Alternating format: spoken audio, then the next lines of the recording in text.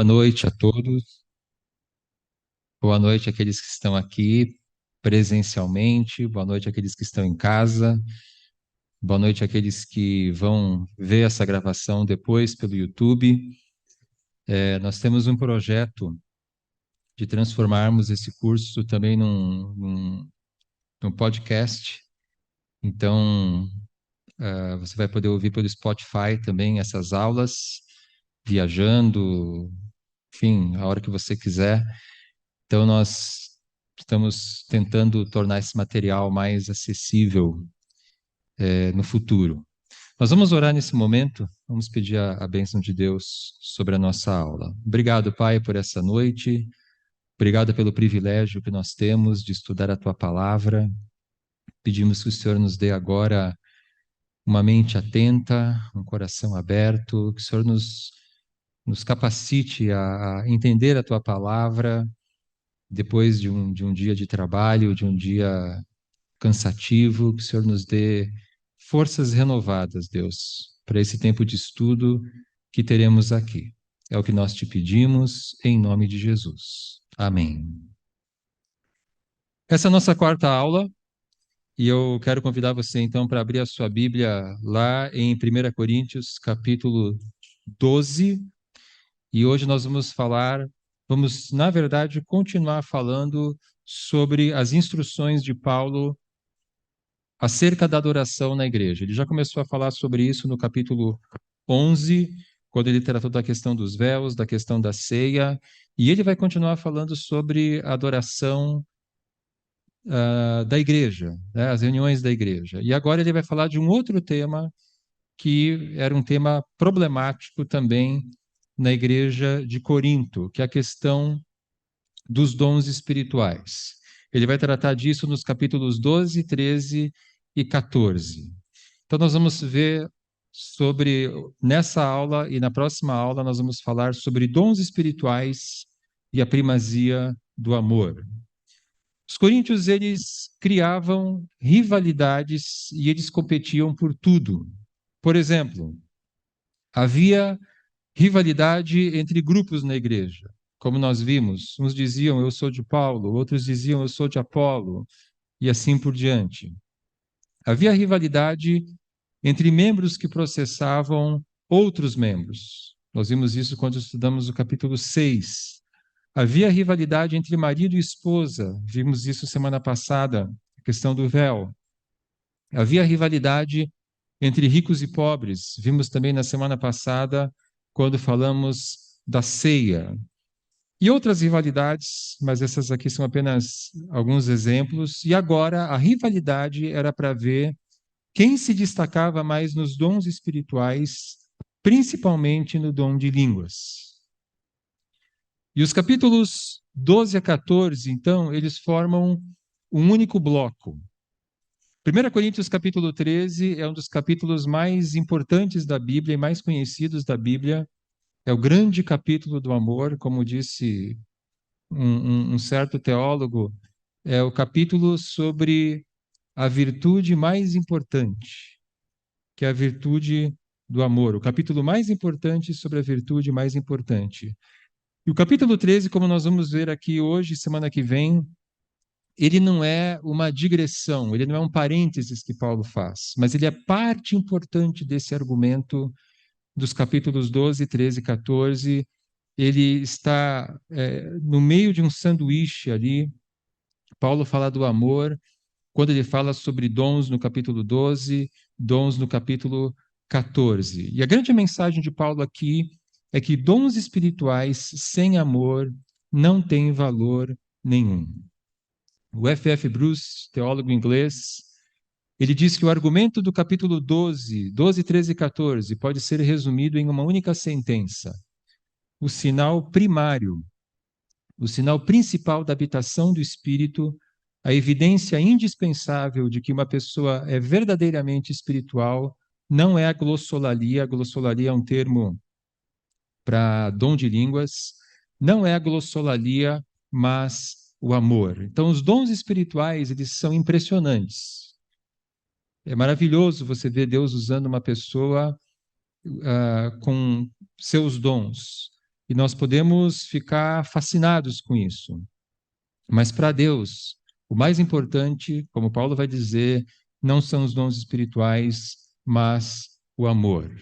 Então, começando aqui o capítulo 12, nós vamos lendo trecho por trecho e vamos comentando. Paulo, então, vai falar sobre a ação do Espírito Santo. Esse é um capítulo que vai falar do Espírito Santo, que vai falar da igreja, que vai falar de dons espirituais. Capítulo 12 de 1 Coríntios é um capítulo importantíssimo. E Paulo começa falando, então, que a própria conversão é obra do Espírito Santo. Vamos ler agora capítulo 12, de 1 a 3. Irmãos, quanto aos dons espirituais, não quero que vocês sejam ignorantes. Vocês sabem que quando eram pagãos, de uma forma ou de outra, eram fortemente atraídos e levados para os ídolos mudos. Por isso eu lhes afirmo que ninguém que fala pelo Espírito de Deus diz: Jesus seja amaldiçoado. E ninguém pode dizer: Jesus é Senhor, a não ser pelo Espírito Santo.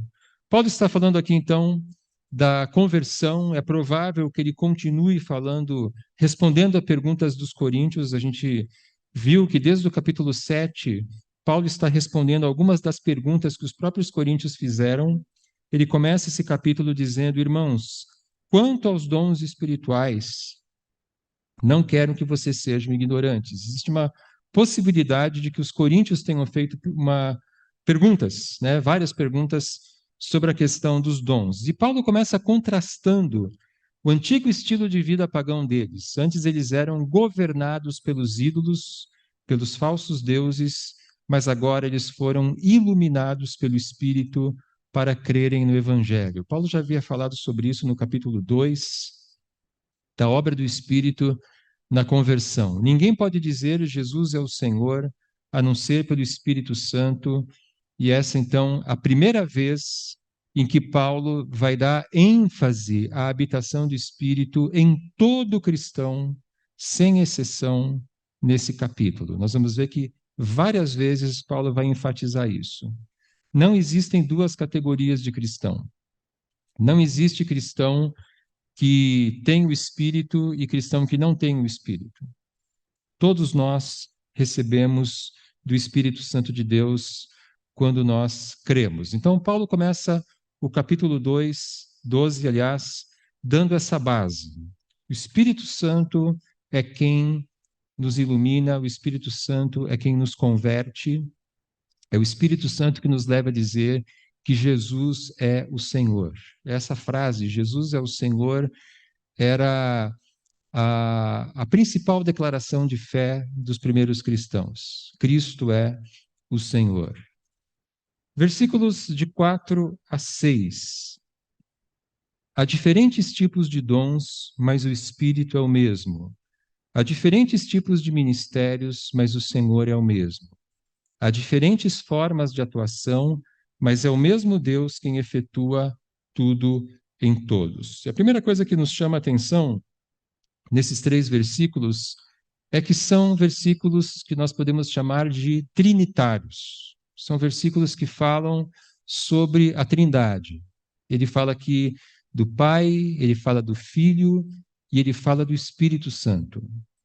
E isso é interessante porque Paulo nos apresenta o próprio Deus como um modelo de diversidade na unidade.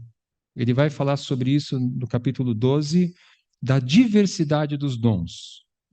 Nós temos os mais variados tipos de dons, nós somos muito diferentes uns dos outros. Nós temos dons muito diferentes, mas nós formamos um único corpo.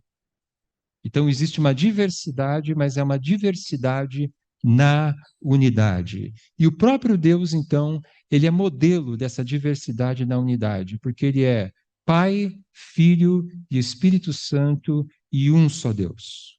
Um único Deus em 3 pessoas. E tudo o que acontece para o crescimento da igreja, Paulo fala aqui de dons, ministérios e formas de atuação ou poder. Dons são aquelas capacitações que Deus nos dá, nós vamos ver isso hoje. Ministérios são os nossos serviços e formas de atuação. Uma outra maneira de traduzir essa expressão, que foi traduzido como formas de atuação no versículo 6, é poder. Todas as coisas que acontecem para o crescimento da igreja, que acontecem para a edificação da igreja, os dons espirituais, os ministérios que Deus dá, o poder que Deus dá, tudo isso vem de Deus. Então, nós estamos falando aqui da edificação da igreja e nós estamos falando aqui que quem realiza, quem capacita o cristão para edificar a igreja é Deus. Então, não existe nada em nós mesmos que a gente possa se orgulhar, que a gente possa se vangloriar, que a gente possa bater no peito e dizer: eu conquistei isso, eu fiz aquilo. Se Deus está nos usando, se Deus está fazendo alguma coisa na igreja e através de nós, isso está acontecendo por causa de Deus. Deus nos capacitando. Versículos 7 a 11. A cada um, porém, é dada a manifestação do Espírito visando ao bem comum. Pelo Espírito, a um é dada a palavra de sabedoria, a outro, pelo mesmo Espírito, a palavra de conhecimento, a outro, fé pelo mesmo Espírito, a outro, dons de curar pelo único Espírito, a outro, poder para operar milagres, a outro, profecia, a outro, discernimento de espíritos, a outro, variedade de línguas, e ainda a outro, interpretação de línguas. Todas essas coisas, porém, são realizadas pelo mesmo e único Espírito, e ele as distribui individualmente a cada um como quer. Então, a cada membro do corpo é capacitado para servir. Não existe um cristão que não seja capacitado por Deus para colaborar na edificação da igreja. E o propósito é visando o bem comum, visando que toda a igreja seja edificada. Não é para que eu seja edificado, ou para que a minha turma seja edificada, mas toda a igreja seja edificada. O Robertson e Plummer, eles escrevem: esses carismata são dons, esses carismata, não servem para a autoglorificação, tampouco apenas para o benefício daquele que os recebe, mas para a igreja inteira. E Paulo ele quer então corrigir o individualismo dos coríntios. Os dons, eles são para o crescimento de todos e não para destacar alguns. Então, o que alguns coríntios queriam, principalmente por meio do dom de línguas? Eles queriam chamar atenção para si. Eles queriam, quando eles falassem, as pessoas ficassem admiradas. Nossa, que pessoa espiritual! Olha só, ele está falando numa língua de anjos. Ele está falando numa língua que nós não conseguimos compreender. Ele está cheio do Espírito Santo. E aquela pessoa, então, se vangloriava daquilo e se destacava. E é como se a celebração da igreja, a reunião da igreja, fosse um palco aonde ele pudesse, então, ser reconhecido como uma pessoa espiritual. Paulo quer corrigir isso, e é isso que ele vai fazer, então, nos capítulos 12, 13 e 14. E ele nos ensina, então, que o Espírito Santo é quem distribui os dons. Nós temos aqui uma lista dos versículos 7 a 11, e depois nós temos uma outra lista nos versículos 27 a 31, listas de dons. E Paulo está citando alguns dons aqui apenas como exemplo. Essa é uma lista aleatória, essa é uma lista incompleta. Paulo não tem a pretensão aqui de alistar todos os dons. Agora, uma coisa muito interessante das duas listas é que o dom de línguas e o dom de interpretação aparecem em último lugar. E não é à toa que Paulo faz isso. Seria como se ele estivesse dizendo: olha, esses dons que vocês valorizam tanto são os dons menos importantes. são os dons que você deveria se preocupar menos. E aí ele vai falar dos versículos 7 a 11, ele vai mencionar aleatoriamente, como eu disse para vocês, alguns dons espirituais. Por exemplo, palavra de sabedoria e palavra de conhecimento. Na realidade, ninguém sabe exatamente o que significa a palavra de sabedoria, a palavra de conhecimento.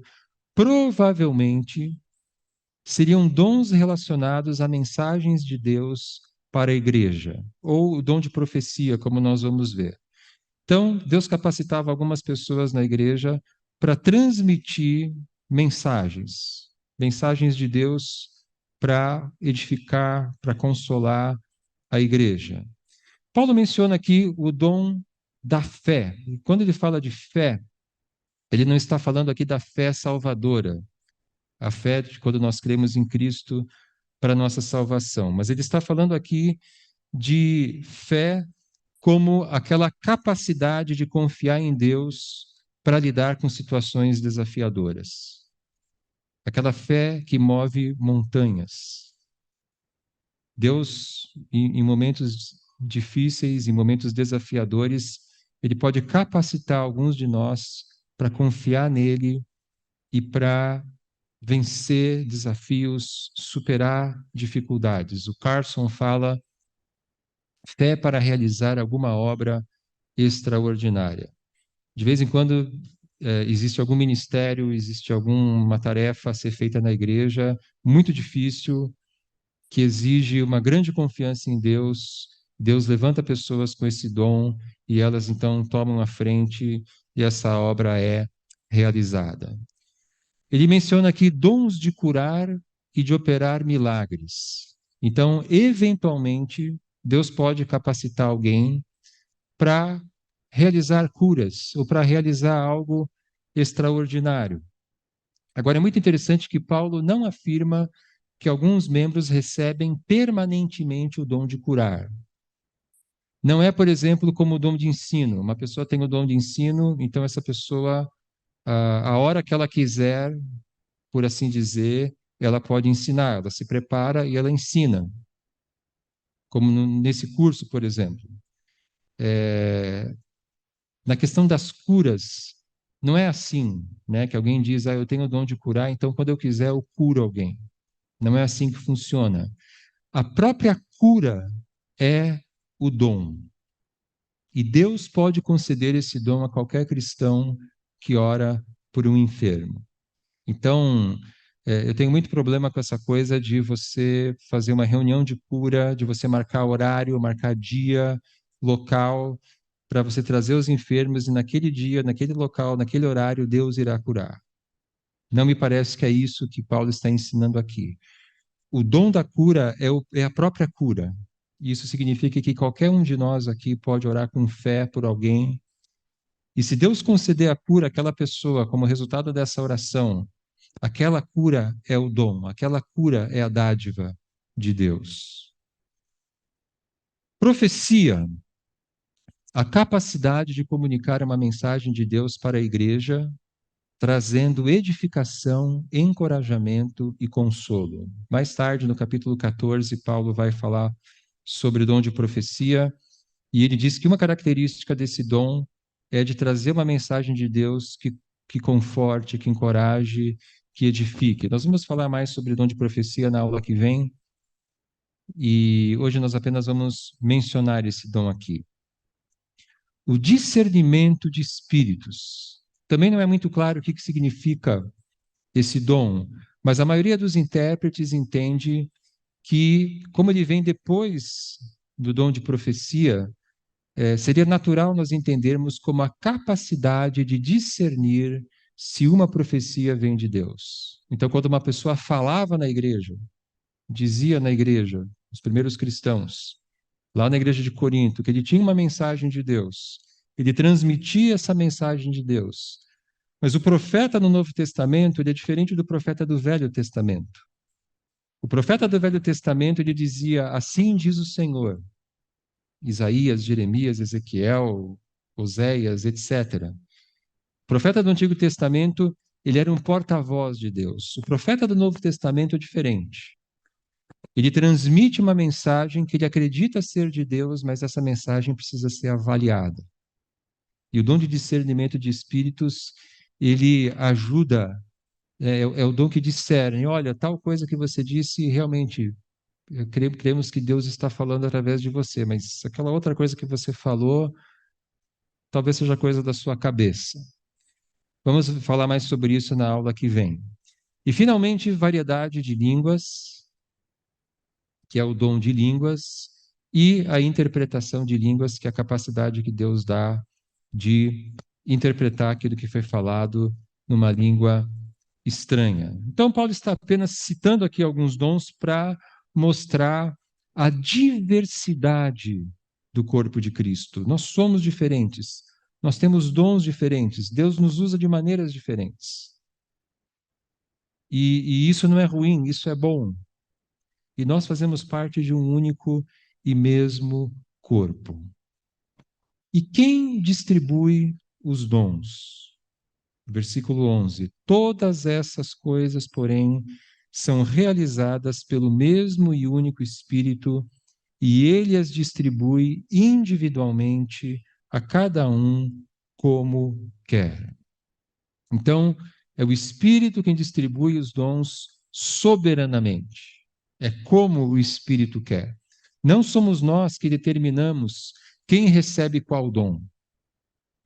É Deus que faz isso.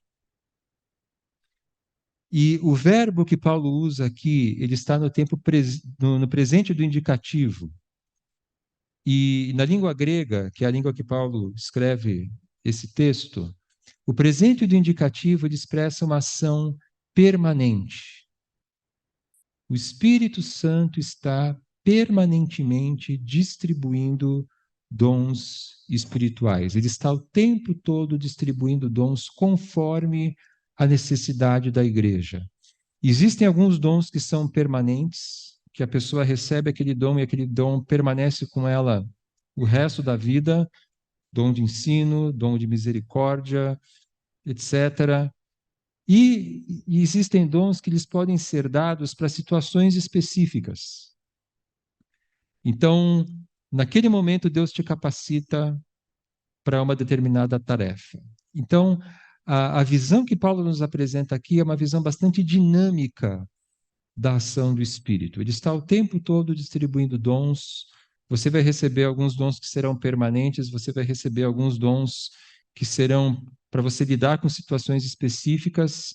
E o mais interessante é que, às vezes, Deus está nos dando dons e nós estamos sendo usados por Ele e nós nem sabemos que recebemos aquele dom. Ele nos deu, nos usou e amém. Em resumo, o Espírito capacita cada membro como ele quer e conforme a necessidade.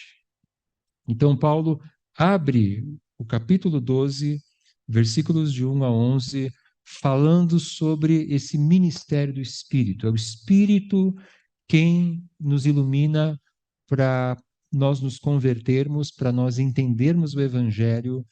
É o Espírito que nos capacita, que nos dá dons, dons muito diferentes uns dos outros, e esses dons são soberanamente distribuídos pelo Espírito Santo. E aí Paulo passa a falar agora de um outro ponto, ele acrescenta agora um novo ensino a partir disso que ele acabou de falar do ministério do Espírito, que é a igreja como corpo de Cristo. A gente usa muito essa expressão, né? O corpo para se referir à igreja.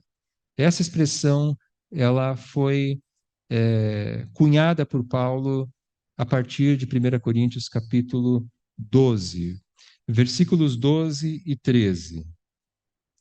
Ora, assim como o corpo é uma unidade, embora tenha muitos membros, e todos os membros, mesmo sendo muitos, formam um só corpo, assim também com respeito a Cristo.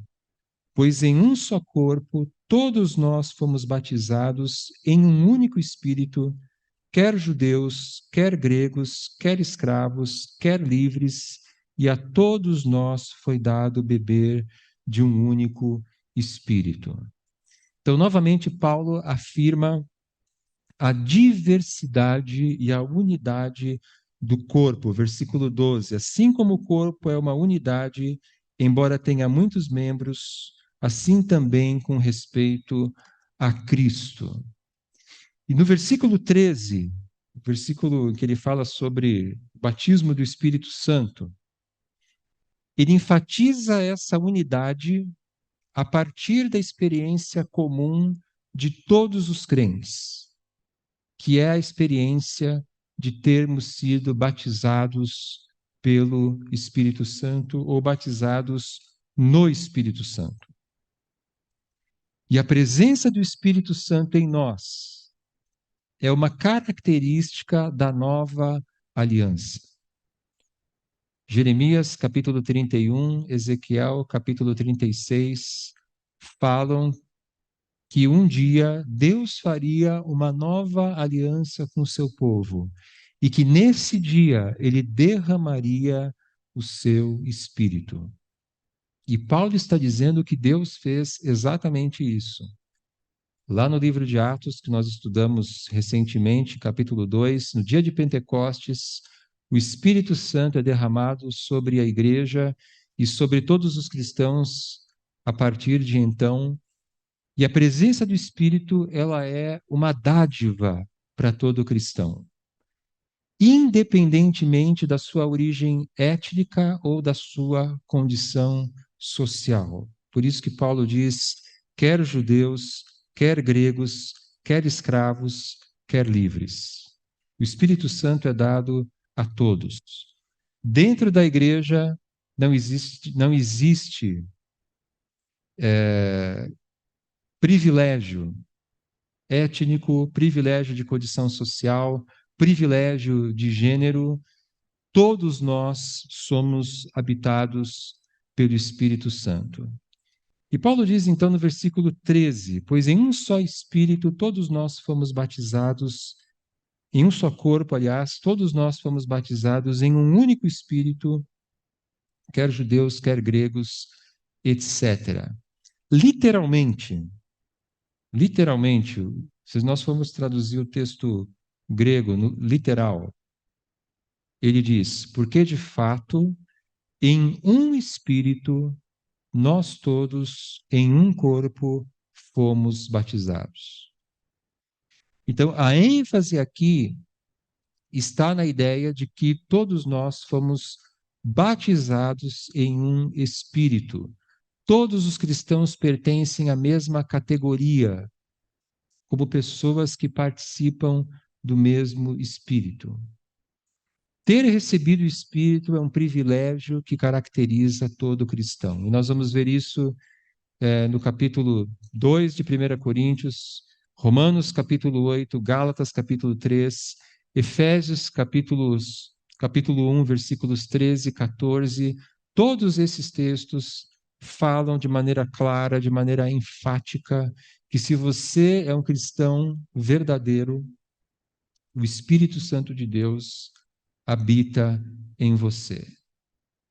E Paulo usa aqui uma metáfora, a metáfora do batismo no Espírito. E o batismo no Espírito é uma metáfora de inclusão. Ele está dizendo aqui que todos nós fomos incluídos no Espírito, que todos nós fazemos parte do Espírito.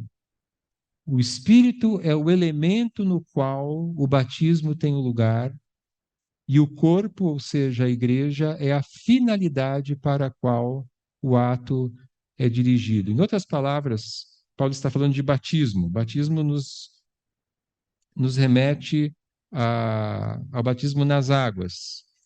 O Espírito é a água. O Espírito é esse elemento aonde nós somos mergulhados e recebemos, então, do Espírito. E ao sermos batizados no Espírito, nós somos colocados nesse corpo que é a igreja. Todo cristão possui o Espírito Santo, todo cristão verdadeiro faz parte da igreja, faz parte desse corpo. Então, é isso que significa o batismo do Espírito. Nós temos o Espírito, nós fazemos parte agora da igreja. E Paulo usa o verbo na voz passiva, ele diz que nós fomos batizados. Quem que nos batiza? É Deus. Não somos nós que nos batizamos. É Deus quem nos batiza. Então, esse batismo, a gente pode dizer que ele é um batismo pela graça. Nós não fizemos nada para recebermos esse batismo. Quando nós cremos no Evangelho, pela ação do Espírito, naquele momento nós somos batizados no Espírito. E ele acontece no momento da fé, no momento em que cremos no Evangelho. Deixa marcado 1 Coríntios capítulo 12, vamos só ler esse texto de Efésios capítulo 1, versículos 13 e 14. Efésios capítulo 1, versículos 13 e 14. Quando vocês ouviram e creram na palavra da verdade, o evangelho que os salvou, vocês foram selados em Cristo com o Espírito Santo da promessa, que é a garantia da nossa herança até a redenção daqueles que pertencem a Deus, para o louvor da sua glória. Veja o versículo 14. Quando vocês ouviram e creram, vocês foram selados em Cristo com o Espírito Santo da promessa. Paulo usa aqui uma outra metáfora, a metáfora do selo. Em 1 Coríntios ele fala da metáfora do batismo, mas é a mesma ideia. O Espírito Santo vem habitar em nós no momento em que nós cremos no Evangelho. E essa, então, é a interpretação mais razoável, à luz de todo o contexto, 1 Coríntios 12, em que Paulo procura mostrar que todos os membros do corpo pertencem à mesma categoria daqueles que receberam o Espírito. E no versículo 13, Paulo usa uma outra metáfora, ele fala, e a todos nós foi dado beber de um único Espírito. Paulo ele usa aqui aquilo que a gente chama de um paralelismo. O paralelismo, existem mais de um tipo de paralelismo, mas Paulo usa aqui um paralelismo sintético, em linguagem técnica, que ele diz a mesma coisa duas vezes de maneiras diferentes. Essa é uma maneira muito judaica de dizer as coisas. Então, quando ele diz, e a todos nós foi dado beber de um único espírito, ele está falando da mesma coisa. Beber de um único espírito é a mesma coisa que ser batizado em um único espírito. Esse verbo também está na voz passiva, transmite a mesma ideia da graça de Deus, de algo que nós recebemos, né? Nos foi dado a beber do espírito e algo que Deus faz por nós em nosso favor.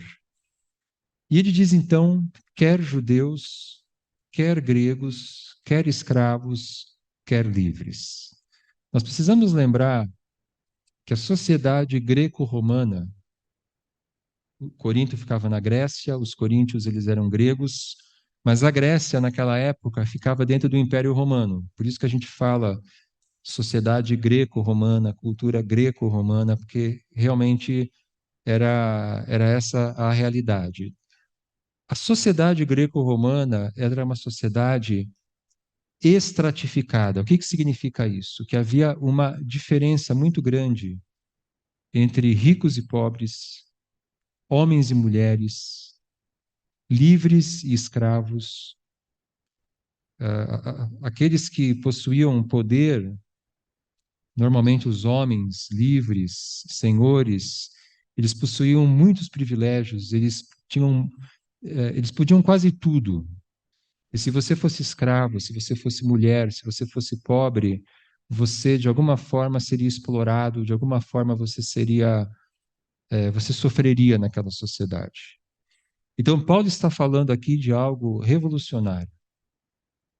As bênçãos da salvação pertencem a todos os que creem, independente da sua etnia ou da sua condição social, ou de ser homem ou de ser mulher. Como Paulo diz em Gálatas 3:28, não há judeu nem grego, escravo nem livre, homem nem mulher, pois todos são um em Cristo Jesus. Paulo não está negando a realidade do fato de um ser judeu, outro ser grego, um ser homem, outro ser mulher.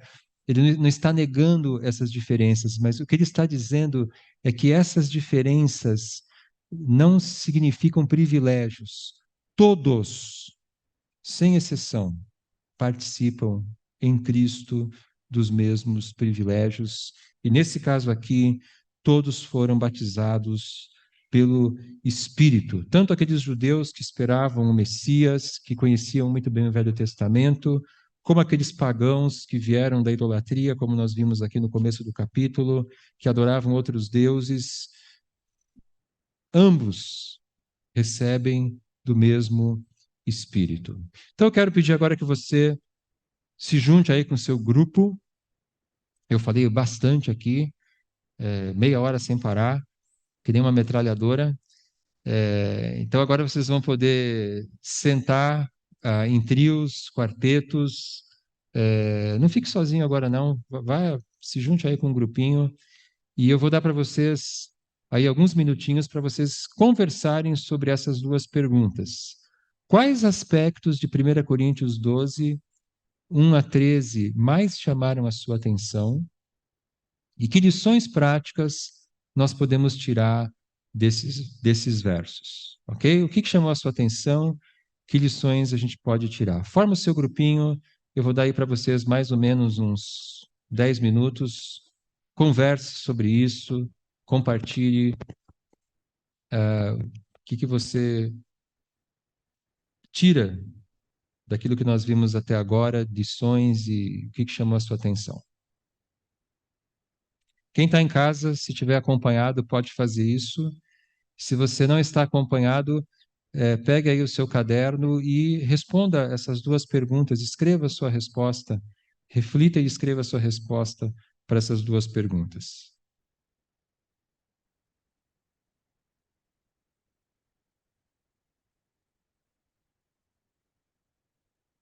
Muito bem, gente. Vamos continuar. E eu queria fazer algumas aplicações práticas. Eu imagino que vocês tenham falado sobre isso nas conversas dos grupos. E eu também já mencionei ao longo da aula, mas só para a gente pontuar, o Espírito Santo é quem atua em nossa conversão e em nossa capacitação para servir. Então, tanto a nossa conversão quanto a nossa capacitação são dádivas de Deus por meio do Espírito. No capítulo 4, versículo 7, Paulo faz uma pergunta que serve para todos nós. 4:7. Pois quem torna você diferente de qualquer outra pessoa?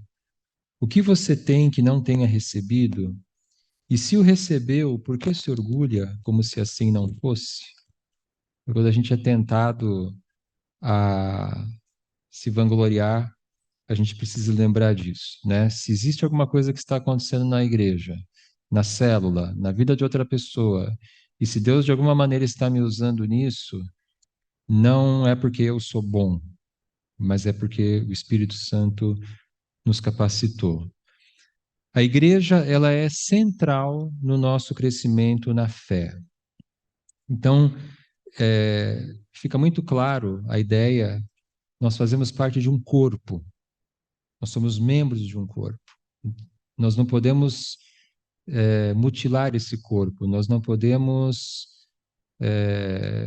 deixar de estar conectados com esse corpo. Aliás, qualquer parte do nosso corpo que for desconectada, ela vai morrer. Então, a igreja ela é central no nosso crescimento na fé. Nós somos muito diferentes uns dos outros, inclusive em nossos dons espirituais, mas nós somos um único corpo. Então, isso tem que ficar bem claro. É diversidade na unidade. Somos diferentes, mas somos um. Todo cristão recebe os mesmos privilégios espirituais pela graça de Deus. Todos pertencemos à mesma categoria, não há cristãos especiais.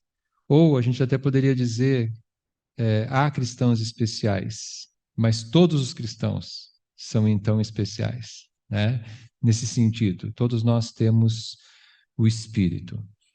E Paulo, então, agora ele vai falar da importância de cada membro. Vamos ler os versículos 14 a 20. O corpo não é feito de um único membro, mas de muitos. Se o pé disser, por que não sou mão, não pertenço ao corpo, nem por isso deixa de fazer parte do corpo. E se o ouvido disser, porque não sou olho, não pertenço ao corpo, nem por isso deixa de fazer parte do corpo. Se todo o corpo fosse olho, onde estaria a audição? Se todo o corpo fosse ouvido, onde estaria o olfato? De fato, Deus dispôs cada um dos membros no corpo segundo a sua vontade. Se todos fossem um só membro, onde estaria o corpo? Assim, há muitos membros, mas um só corpo. Paulo ele faz aqui uma aplicação dessa ideia da igreja como corpo de Cristo. E ele diz aqui que nenhum membro deve se desprezar. Então, alguns de nós têm a tendência, por temperamento, por formação, de achar que nós somos menores, nós somos inferiores, nós não somos importantes, nós somos irrelevantes. E o que Paulo está dizendo aqui é que, para Deus, cada membro é importante e necessário ao corpo. Talvez essa seja uma desculpa, né, para alguém se afastar da comunhão da igreja e dizer, não vou participar de um grupo, não vou participar da celebração, porque eu não sou importante. Você é importante. Deus soberanamente escolhe nossos dons e nos usa conforme a sua vontade. Versículo 18: de fato, Deus dispôs cada um dos membros no corpo segundo a sua vontade. Talvez o seu dom não seja ensinar, seja servir, talvez não seja liderar, seja ajudar pessoas. Nós vamos falar sobre esses dons daqui a pouco. Todos os dons são importantes, sem exceção. E Paulo vai falar do problema contrário, versículos 21 a 26. O olho não pode dizer à mão, não preciso de você. Nem a cabeça pode dizer aos pés, não preciso de vocês. Ao contrário, os membros do corpo que parecem mais fracos são indispensáveis. E os membros que pensamos serem menos honrosos, tratamos com especial honra. E os membros que em nós são indecorosos, são tratados com decoro especial. Enquanto os que em nós são decorosos, não precisam ser tratados de maneira especial. Mas Deus estruturou o corpo, dando maior honra aos membros que dela tinham falta, a fim de que não haja divisão no corpo, mas sim que todos os membros tenham igual cuidado uns pelos outros. Quando um membro sofre, todos os outros sofrem com ele. Quando um membro é honrado, todos os outros se alegram com ele. Infelizmente, também por temperamento, por formação, por pecado, alguns membros se consideram muito importantes, se consideram acima dos outros e desprezam outros membros. E Paulo pode ser que ele tenha em mente, quando ele escreveu o capítulo 12, aquilo que ele falou no capítulo 11, versículos 20 a 22. Quando vocês se reúnem, não é para comer a ceia do Senhor, porque cada um come sua própria ceia sem esperar pelos outros. Assim, enquanto um fica com fome, outro se embriaga. Será que vocês não têm casa onde comer e beber? Ou desprezam a igreja de Deus e humilham os que nada têm? Que lhes direi? Eu os elogiarei por isso? Certamente que não. Nós vimos na semana passada como alguns membros em Corinto transformaram a ceia numa refeição particular e eram justamente os membros mais privilegiados da igreja e não esperavam por aqueles que eram trabalhadores, por aqueles que eram escravos, por aqueles que chegavam depois. A atitude que Deus espera, versículo 25, é que cada membro tenha igual cuidado uns pelos outros. Cada membro é importante e cada membro deve tratar o outro como alguém importante. E nós devemos partilhar das alegrias e sofrimentos uns dos outros. Quando um membro sofre, todos os outros sofrem com ele. Quando um membro é honrado, todos os outros se alegram com ele. O que nos lembra Romanos capítulo 12, versículo 15, que diz assim: Alegrem-se com os que se alegram, chorem com os que choram. Então, se cada membro é importante, a tristeza do outro é a minha tristeza. Se nós somos um corpo, a alegria do outro é a minha alegria. Não faz sentido, por exemplo, um corredor vencer uma prova, ganhar uma medalha porque correu 100 metros e ganhou a prova, e só as pernas dele ficam felizes.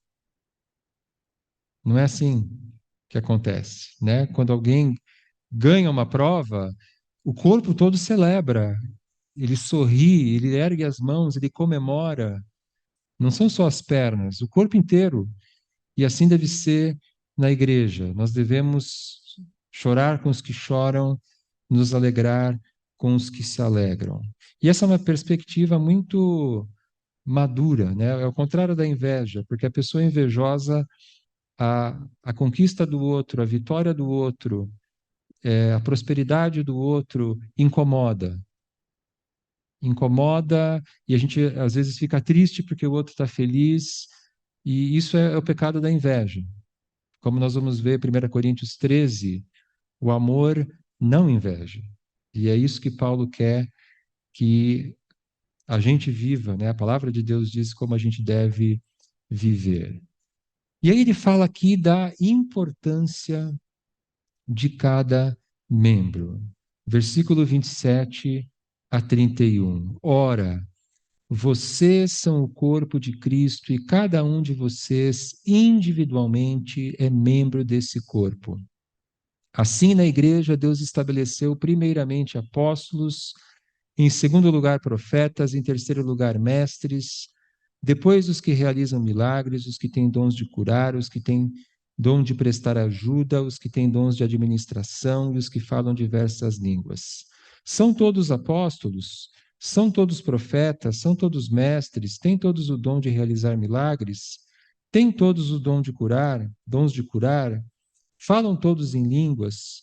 Todos interpretam? E a resposta óbvia é que não. Entretanto, busquem com dedicação os melhores dons. Então, vocês são corpo de Cristo. Interessante essa expressão, né? Versículo 27. A igreja é o corpo de Cristo. Ela pertence a Cristo. Como Paulo começa a carta dizendo, vocês são igreja de Deus. A igreja não é propriedade de um líder, a igreja não é propriedade de algumas pessoas, a igreja é propriedade de Deus. E aqui no versículo 28, ele fala de apóstolos, profetas e mestres. E ele fala em primeiro lugar, segundo lugar, terceiro lugar. Esses três dons, eles tinham uma importância especial, porque foram dons fundamentais para instrução, pastoreio e fortalecimento da comunidade cristã, principalmente ali os primeiros cristãos do primeiro século. E o contexto sugere que Paulo coloca o dom de línguas em último lugar, como eu já falei, porque ele justamente quer mostrar que esse dom não é o mais importante. Ele esvazia o dom de línguas da importância que os coríntios estavam dando a ele. Era um dom importante? Era, mas não era dos mais importantes. Capítulo 14, Paulo vai falar sobre isso. E ele fala então da importância de cada membro. Ele faz as perguntas retóricas, né, ali nos versículos 29 e 30, são todos apóstolos, são todos profetas. A resposta óbvia é que não, né? Basicamente, ele está repetindo aqui aquilo que ele já falou nos versículos 17 a 20, perdão, 7 a 11. Depois eu corrijo aqui. Ninguém possui todos os dons e nenhum dom deve se sobrepor aos demais. Interessante isso, né? É, Por que que Deus nos deu dons diferentes, capacidades diferentes? Para que nós sejamos interdependentes. Nós precisamos uns dos outros. Ninguém possui todos os dons. Do contrário, se todos fossem um só membro, onde estaria o corpo? Como ele disse no versículo 19. O dom de apóstolo, de vez em quando a gente vê alguém na internet, alguém se autodenominando apóstolo. Vocês já viram isso? Pessoa dizendo, eu sou apóstolo fulano de tal. Aí tem uma hierarquia. Tem o apóstolo, que é mais importante que o bispo, que é mais importante que o pastor, e aí cria-se essas hierarquias, né? A palavra apóstolo, ela pode significar enviado, representante ou mensageiro. No Novo Testamento se usa a palavra apóstolo nesses três sentidos. E no sentido mais específico, o termo pode se referir aos 12 apóstolos de Cristo, ou a indivíduos enviados pelas igrejas como missionários ou como representantes. De quem que Paulo está falando aqui no versículo 28? Eu interpreto que Paulo está falando aqui dos 12 apóstolos de Cristo. E o F.F. Bruce, ele faz esse comentário, que os apóstolos, como o próprio Paulo, foram duplamente qualificados para seus ministérios por terem visto Cristo ressurreto e por terem sido especialmente chamados por ele para o seu serviço. Então, o critério do Novo Testamento para uma pessoa ser apóstolo de Cristo é que ele tenha visto Cristo ressurreto e que ele tenha sido chamado por Cristo para ser apóstolo. E nesse sentido, não existem mais apóstolos hoje.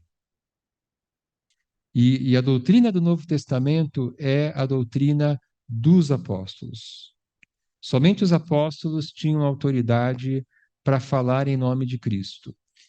E é interessante que autores bíblicos, como, por exemplo, Marcos, que escreveu o Evangelho, Lucas, que escreveu o Evangelho, eles mesmos não eram apóstolos, mas eles estavam intimamente ligados a um apóstolo, no caso de Marcos, a Pedro, no caso de Lucas, a Paulo, e eles tinham, digamos assim, esse respaldo dos apóstolos. E por isso que as obras deles são também para nós a palavra de Deus. Então, não existem mais apóstolos hoje em dia nesse sentido específico. Eu não gosto desse título apóstolo.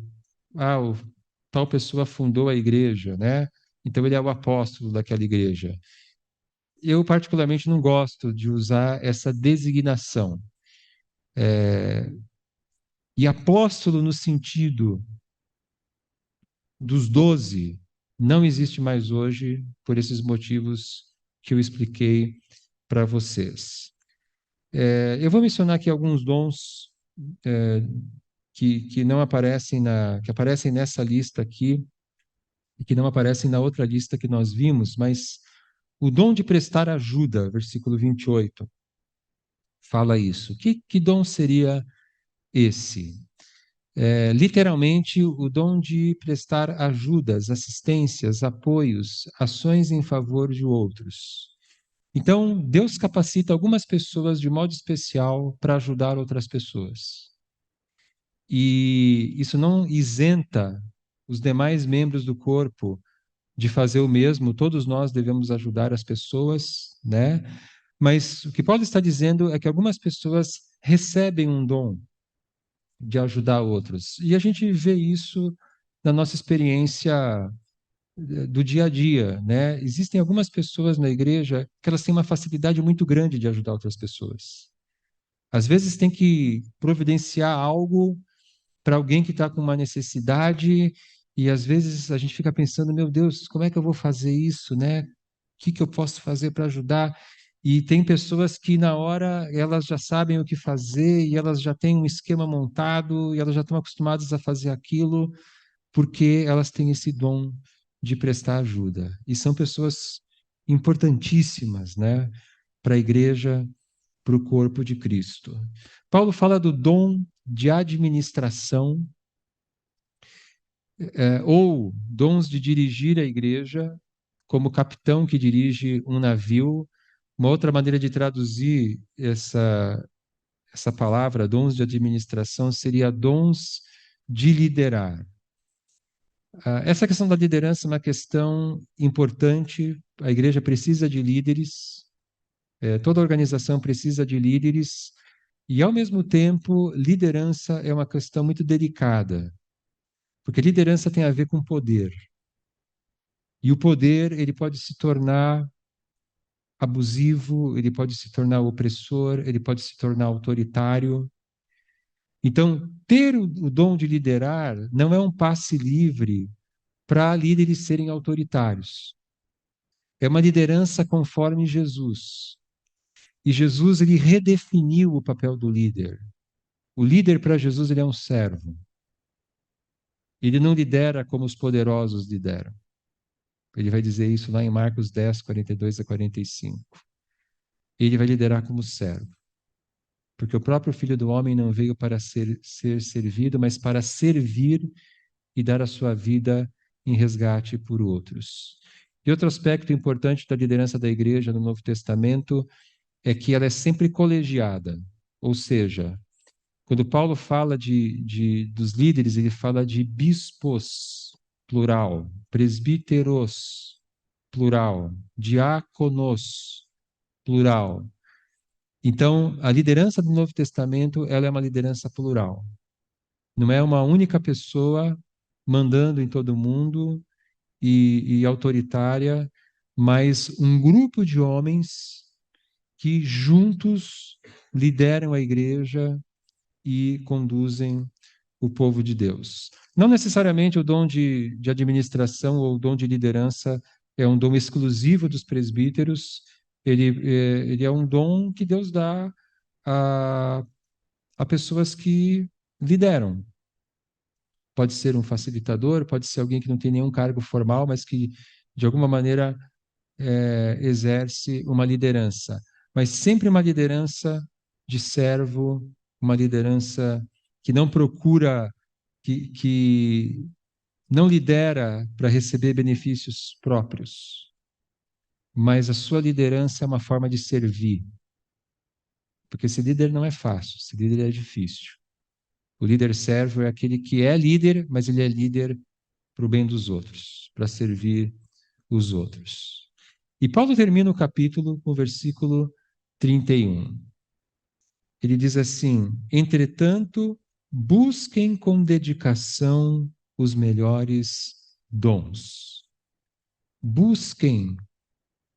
A palavra que Paulo usa significa desejem, dediquem-se a. E talvez, não sei se isso passou pela sua cabeça, mas os dons são concedidos soberanamente por Deus. Nós vimos isso no versículo 7 e outros versículos.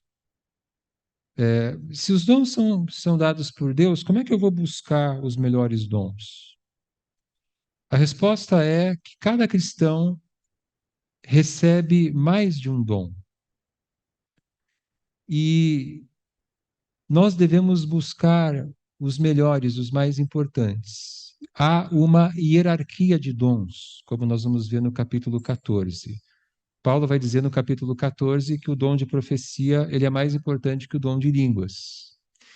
E qual é o critério para dizer que um dom é mais importante que o outro? Os dons mais importantes não são, eu esqueci do advérbio não aqui, então acrescentem aí, depois eu vou corrigir.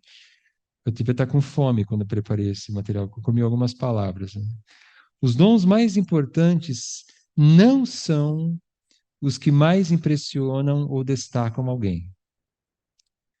Os dons mais importantes são os que mais contribuem para a edificação da igreja como um todo. Então, não é o dom de línguas que as pessoas olham e dizem: nossa, olha, o cara está falando em línguas, a gente não consegue entender nada que ele está falando. Não é esse o dom mais importante. O dom mais importante, ou os dons mais importantes, são aqueles que contribuem para a edificação da igreja como um todo. Então a gente viu aqui que nós não devemos desprezar versículos 14 a 20, nós não devemos nos desprezar, nós não devemos desprezar os outros, versículos 21 a 26. Nós devemos nos alegrar com os que se alegram, chorar com os que choram. Deus nos dá dons diferentes, devemos buscar os melhores dons. Então conversa agora com o seu grupo e troquem a seguinte ideia: como podemos valorizar mais uns aos outros na prática? O que você acha? Como podemos valorizar mais uns aos outros? E que outras lições nós podemos tirar do capítulo 12, 14 a 31? Vou dar aí 10 minutinhos para você conversar com o seu grupo, pode sair do seu lugar, pode se mexer e vamos interagir uns com os outros.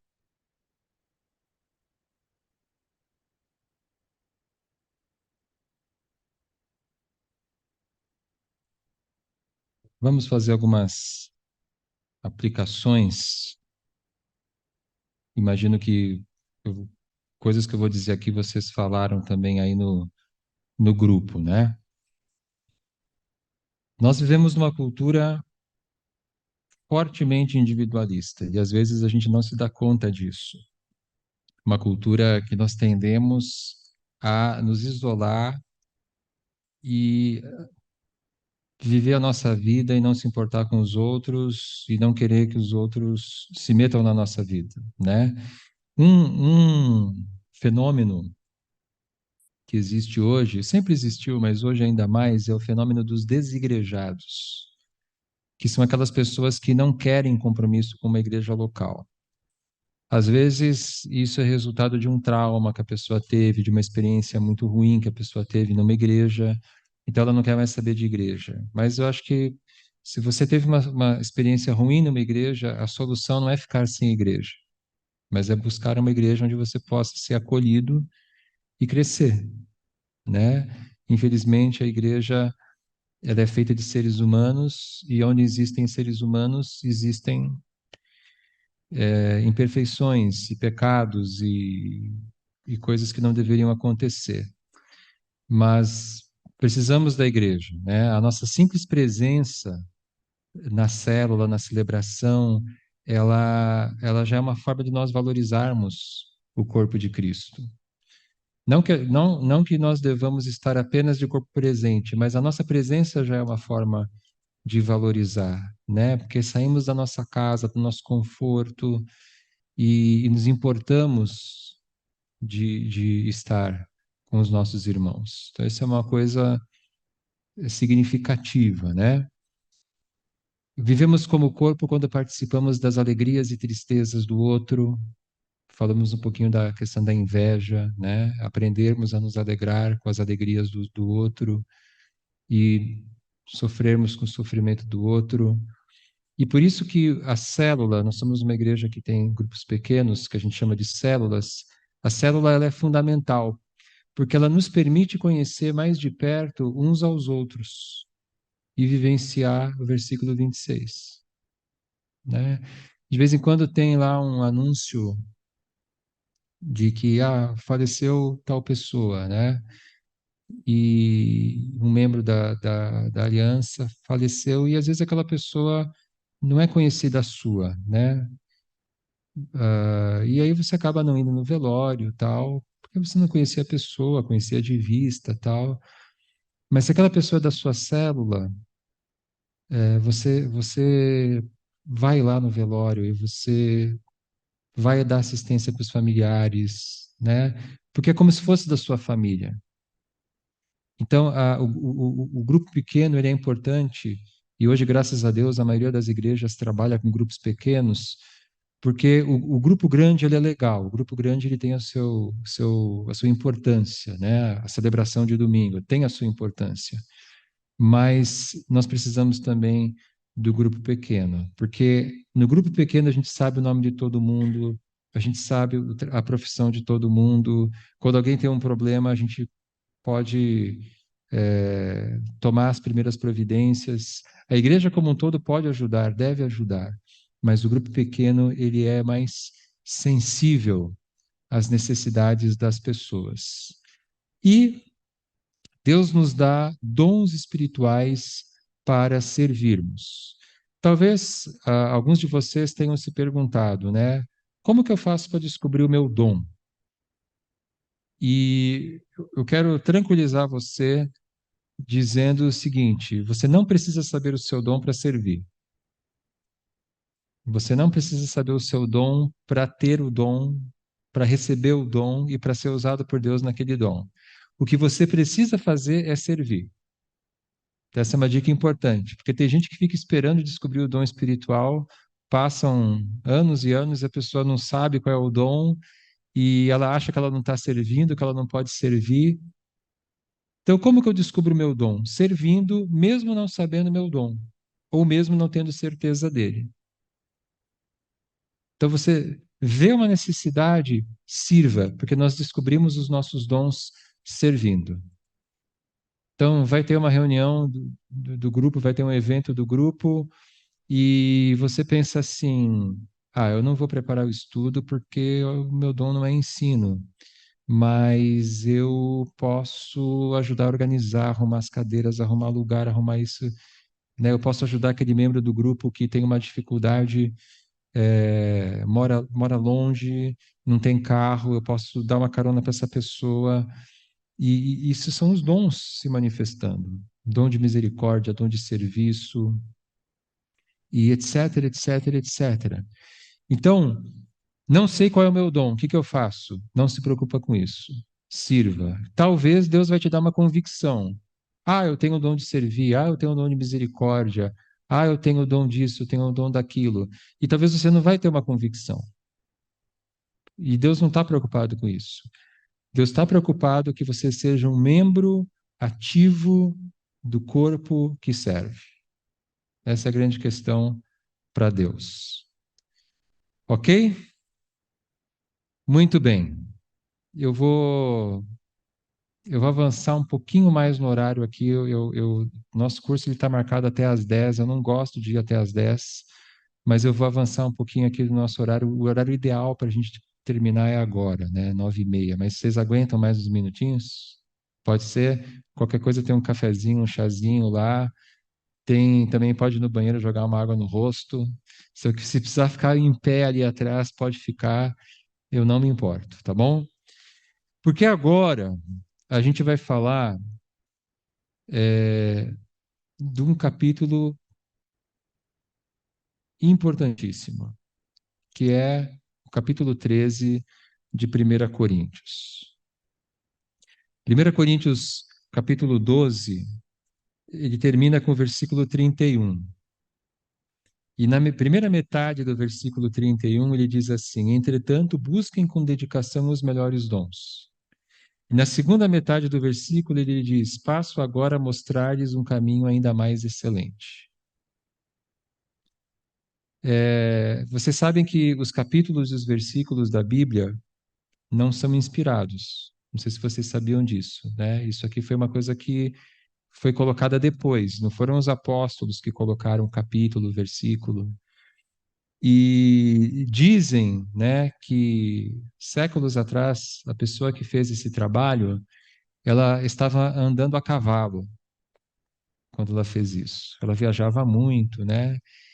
E ela estava andando a cavalo. E realmente dá essa impressão que a pessoa estava andando a cavalo, porque de vez em quando tem umas divisões de versículos que ficam meio estranhas, né?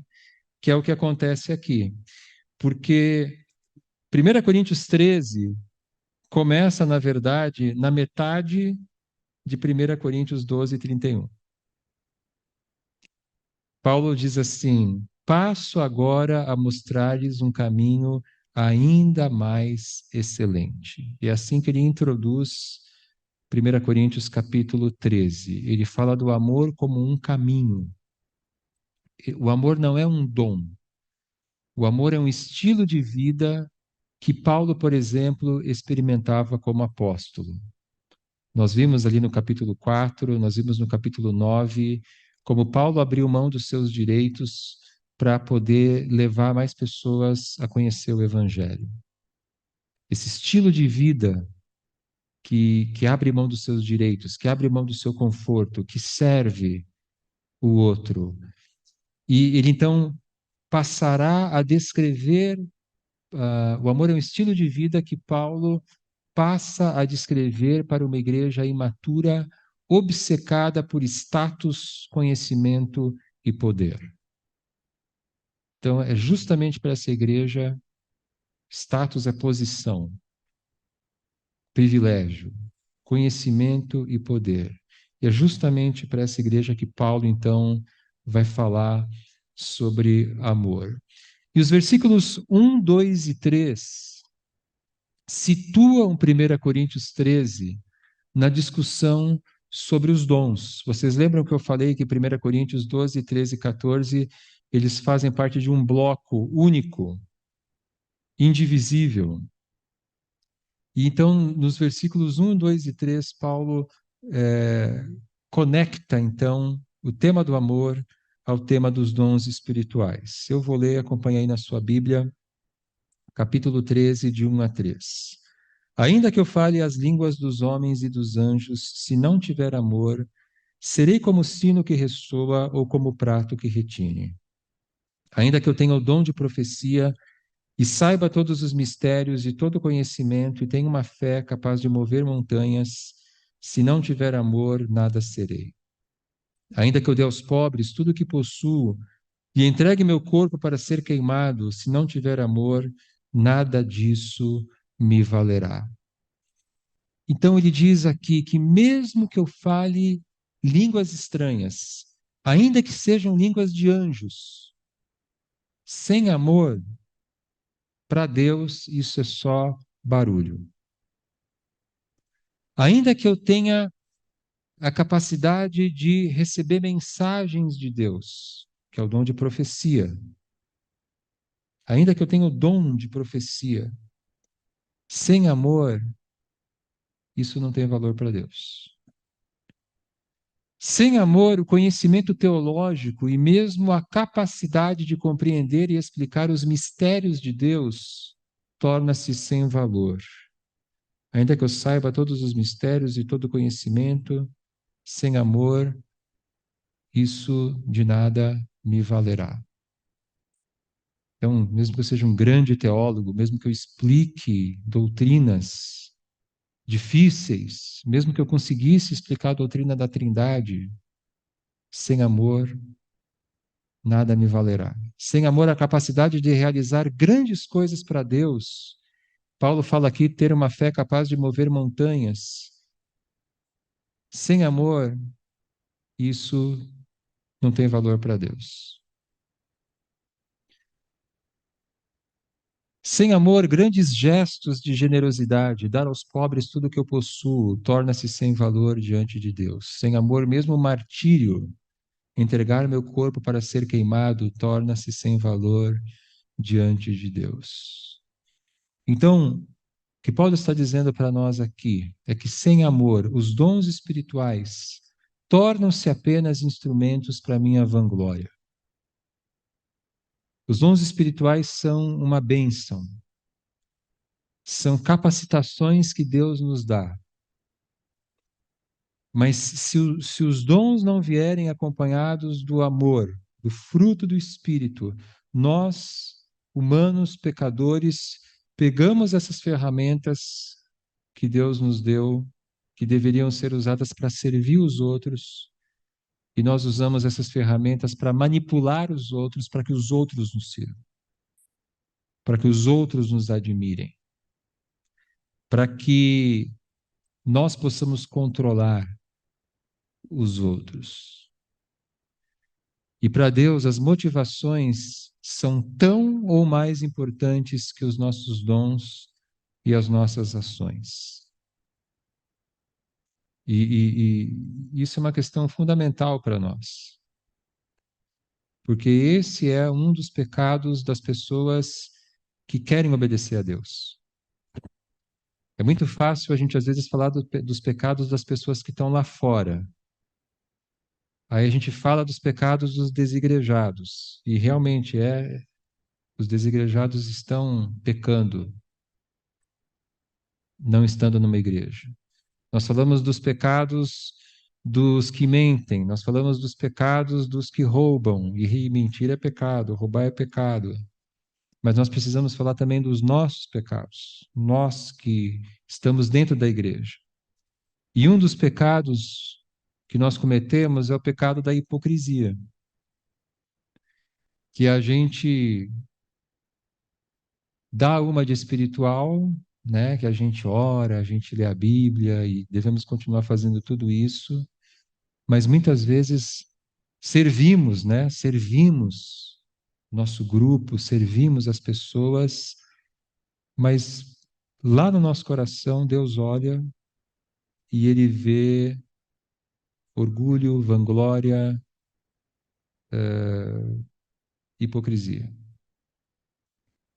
E por isso esse capítulo é tão relevante para nós. Nós podemos até abençoar e edificar as pessoas com nossos dons, mas sem amor nós não receberemos recompensa. Lá em 1 Coríntios 3, Paulo fala da construção do templo e cada um de nós vai colocando materiais nesse templo. E ele diz assim, que uns constroem com ouro, prata e pedras preciosas, outros constroem com madeira, feno e palha. E no dia do juízo, Deus vai botar fogo nesse edifício. E só vai permanecer o que foi construído com material precioso. O material precioso é o amor.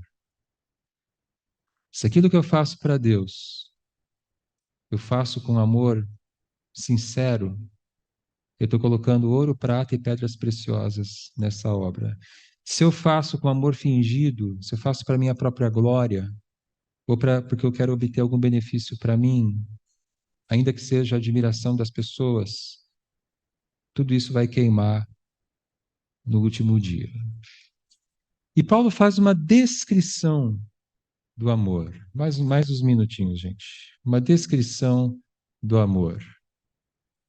Versículos de 4 a 7. O amor é paciente. Obrigado por vocês estarem sendo pacientes. O amor é bondoso, não inveja, não se vangloria, não se orgulha, não maltrata, não procura seus interesses, não se ira facilmente, não guarda rancor.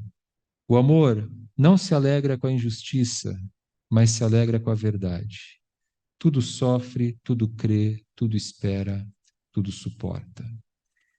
Uma pergunta interessante é a seguinte: por que Paulo descreve o amor nesses termos? E a resposta é que ele contrasta o amor com as atitudes egoístas dos coríntios. O amor que Paulo descreve nesses versículos é justamente o contrário daquilo que os coríntios faziam. Eles eram impacientes, eles eram invejosos em relação aos dons, eles eram orgulhosos. Os privilegiados maltratavam os menos favorecidos na ceia. Eles eram injustos e egoístas. Capítulo 6, eles processavam judicialmente outros. Eles insistiam em participar das festas nos templos pagãos. Havia divisões na igreja e essas divisões produziam ira e rancor. Versículo 7: o amor tudo sofre, tudo crê, tudo espera, tudo suporta. Esse amor é um retrato às avessas da igreja de Corinto. Então, quando Paulo descreve o amor, quando ele louva o amor, ele está, na verdade, denunciando os pecados dos coríntios.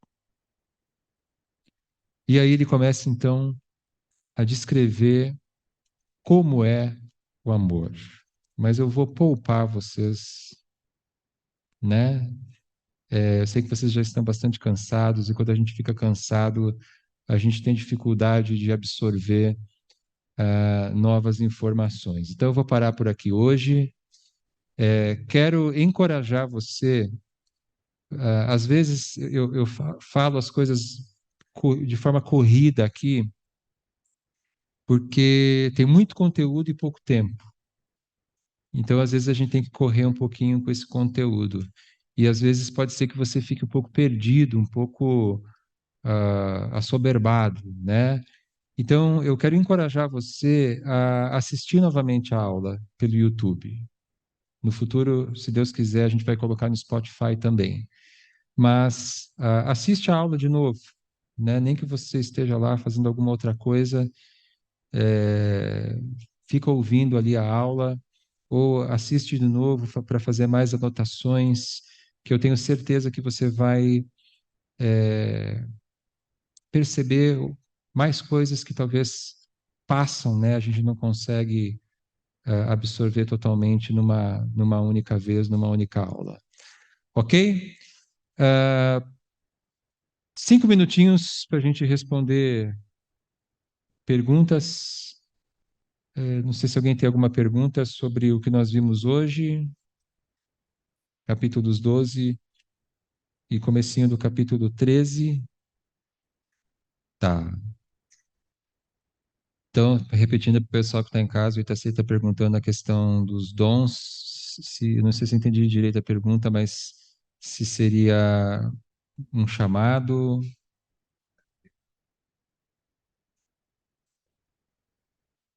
Tá.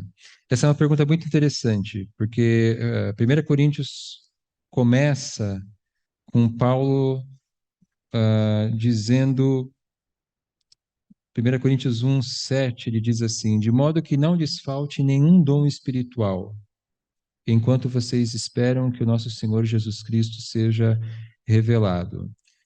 Eu creio que Deus dá para cada igreja os dons que aquela igreja precisa para a sua edificação. Por isso que talvez algumas igrejas dão muita ênfase, por exemplo, a dom de línguas, e tem dom de línguas. Se faz, se o dom de línguas é usado da maneira correta, é outra história, né? Nós vamos ver isso semana que vem. Mas nós não temos.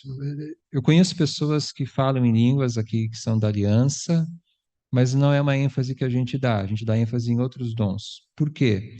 Porque as igrejas são diferentes, as doutrinas são diferentes, tem igrejas que têm um estilo, tem igrejas que têm outro estilo, e é bom que seja assim, porque pessoas são diferentes e algumas pessoas vão se sentir muito à vontade aqui na Aliança e pouco à vontade numa igreja pentecostal, e pessoas vão se sentir muito à vontade numa igreja pentecostal e pouco à vontade na Aliança. Então, que bom, porque aí tem igreja para todo tipo de pessoa, né? E, e aí Deus vai dar para cada igreja os dons que aquela igreja precisa, né? Eu creio que alguns de nós estão mais abertos para servir. Eu acho que quanto mais aberto a gente estiver para servir, mais Deus vai manifestar os dons dele através de nós, né? Quando a gente não está aberto para servir, por egoísmo, por imaturidade, seja porque as coisas de Deus não sejam prioridade, Deus vai nos usar menos, né? Então, quanto mais aberto, mais disponível, mais Deus vai nos usar. Mas Deus ele vai dar os dons para todos nós, né? Em relação ao batismo no Espírito Santo, existe a doutrina pentecostal, por exemplo.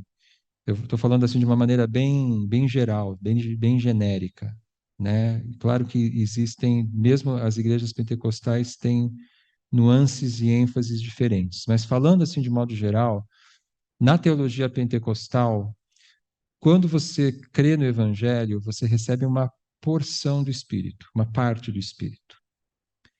E depois de um tempo, se você se consagrar a Deus, se você orar, se você jejuar, se você buscar a Deus, você vai receber o batismo do Espírito Santo.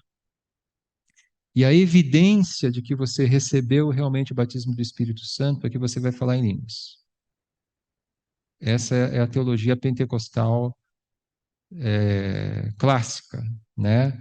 Houve muito debate sobre isso na década de 70, 80, um pouco na década de 90 do século passado, e igrejas se dividiram por causa disso, e tinham igrejas, né, pessoas que diziam que aquela igreja não tem o Espírito Santo, porque eles são frios, porque eles não têm o batismo do Espírito. Brigou-se muito por causa disso. Graças a Deus, essa é uma discussão teológica que eu diria assim, superada já. Acho que os cristãos amadureceram, graças a Deus, né?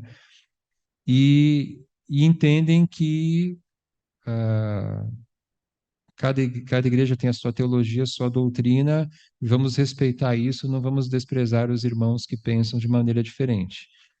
A nossa teologia é uma teologia não pentecostal, e que nós cremos que o cristão é batizado no Espírito Santo no momento em que ele crê no Evangelho, né?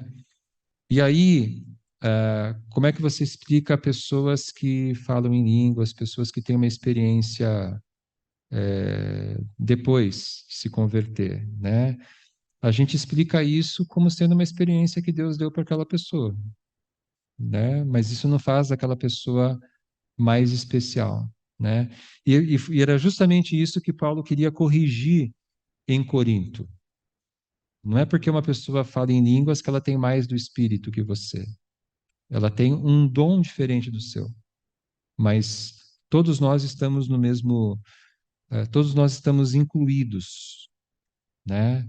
Temos a mesma porção do Espírito, a mesma, entre aspas, quantidade do Espírito, pertencemos à mesma igreja, ao mesmo corpo de Cristo. Então, não existe dentro da igreja, para mim é isso que Paulo deixa muito claro em 1 Coríntios 12. Dentro da igreja não existe uma elite espiritual. Existem pessoas que são mais maduras espiritualmente, mas não existe uma elite de alguém que possa dizer assim: eu tenho o Espírito Santo, eu fui batizado no Espírito Santo, você não. Isso, Paulo é bastante enfático em combater essa ideia. Não sei se eu respondi tuas perguntas. Beleza. Gente, se alguém tiver, fala, meu amigo. Uhum. Tá. A pergunta do Kleber, então, para o pessoal que está em casa, é se o dom de línguas de 1 Coríntios é o mesmo dom de línguas de Atos. Eu, pessoalmente, creio que não. Para mim, o dom de línguas lá em Atos capítulo 2 foi uma manifestação específica que aconteceu naquele dia, quando o Espírito Santo veio sobre os cristãos, e eles falavam em línguas que os visitantes de Jerusalém, que tinham ido para Jerusalém no dia de Pentecostes, entendiam. Eles falavam idiomas da época, do mundo, né? Então foi uma manifestação do Espírito Santo para que eles pudessem dar testemunho no dia de Pentecostes para aqueles visitantes que estavam em Jerusalém. O que acontece em 1 Coríntios é uma outra coisa, é diferente. Mas aí a gente explica na próxima aula, quando a gente falar do capítulo 14. Mas a minha resposta é a minha opinião, né? Não querendo ser dogmático, mas dando a minha opinião, é que não é a mesma coisa. Gente, nosso tempo já está bem avançado. Vamos ficar de pé, vamos orar. Obrigado, Pai, por essa noite. Obrigado por podermos estudar a Tua palavra. Nos leva agora em segurança para as nossas casas, nos dá uma boa noite de descanso, Deus, e que a Tua palavra possa penetrar o nosso coração, possa nos dar entendimento e também possa nos dar crescimento. É o que nós te pedimos, em nome de Jesus. Amém. Amém, queridos. Muito obrigado pela paciência e pelo esforço. Bom retorno para casa e até semana que vem, se Deus quiser.